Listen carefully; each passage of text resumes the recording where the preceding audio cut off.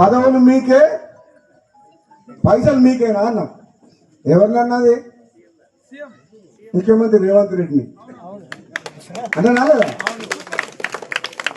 నాకేమర్థమైందంటే 20 నెలల నుంచి మన మునుగోడు నియోజకవర్గంలో రోడ్ల కాంట్రాక్టర్లకు, దేనికి బిల్డింగ్ కట్టిన వాళ్ళకు, సీసీ రోడ్లకు, దేనిలకు ₹1 మీద వస్తలేదు. నేను మంత్రి దగ్గర పోయి అడిగినా రాలే, 100 సార్లు తిరిగినా రాలే. కాంట్రాక్టర్లు ఏమో ఒలిగొండ చౌటుపల్లి రోడ్డు చేస్తే ఆయన కాంట్రాక్టర్ టెండరా, అగ్రిమెంటా, ఎన్ని రోజులైంది? మన్న సంవత్సరం కూడా రాలే.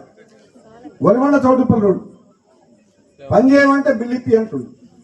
బిల్లు ఏమో నా చేతులు లేదు. అది ఎవరిస్తే వస్తుంది? ముఖ్యమంత్రి ఇవ్వాలి. నేను ముఖ్యమంత్రి ఉద్దేశించి అదే అన్నా, ముఖ్యమంత్రిని విమర్శిస్తలేను, పార్టీని విమర్శిస్తలేను. ప్రజలు నన్ను అడుగుతున్నారు, ప్రజలు రోడ్డు చేయమంటుండ్రు, ఇంకేదైనా పని చేయమంటుండ్రు.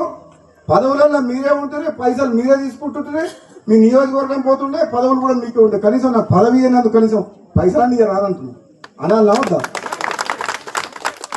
పదవులు మీకైనా తీసుకోరు, పదవులు మీరు అనుభవించినా పర్వాలేదు, మాత్రం నాకు అన్యాయం చేసినా పర్వాలేదు, కానీ మా మునుగోడు నియోజకవర్గానికి నాకు ఎన్నుకున్న ప్రజలకు అన్యాయం చేయకుండా ఈ మునుగోడు సహకరించమని చెప్పింది. మీరు ఇంతకంటే మంచి ఎమ్మెల్యే ఎక్కడ దొరుకుతుంది? దొరుకుతాడు నాకంటే మంచివాడు? చెప్పరు. మీకోసము నాకు అన్యాయం అయినా పర్వాలేదు అంటున్నా, కానీ ఈ మునుగోడు నియోజకవర్గ ప్రజలకు ఈ అభివృద్ధికి ఆటంకం కలిగించకుండా నిధులు ఇవ్వమని అడుగుతున్నా. మీరు ఇంత మంచిగా ఓడతారమ్మా. అందుకని అంటున్నా, తప్పకుండా రాబోయే స్థానిక సంస్థల్లో మంచోళ్ళని ఎన్నుకోరి. ఎందుకంటే మంచోళ్ళని ఎన్నుకుంటే కొంచెం నేను కొట్లాడుతున్నా ఏమని ఉంటారని. లేకపోతే మళ్ళీ ఎక్కడికైనా పోయింది అనుకో, రమ్మంటే మళ్ళీ ఎన్ని పైసలు ఇస్తామని అడుగుతారు, మళ్ళీ బేరం పెడతారు. మంచోళ్ళని ఎన్నుకోరి. పదవి అనేది అధిష్టానం నిర్ణయం తీసుకుంటుంది. ఆ పదవి అనేది నాకు ఒక బాధ్యత తప్పితే అది వస్తే ప్రజలకు లాభం.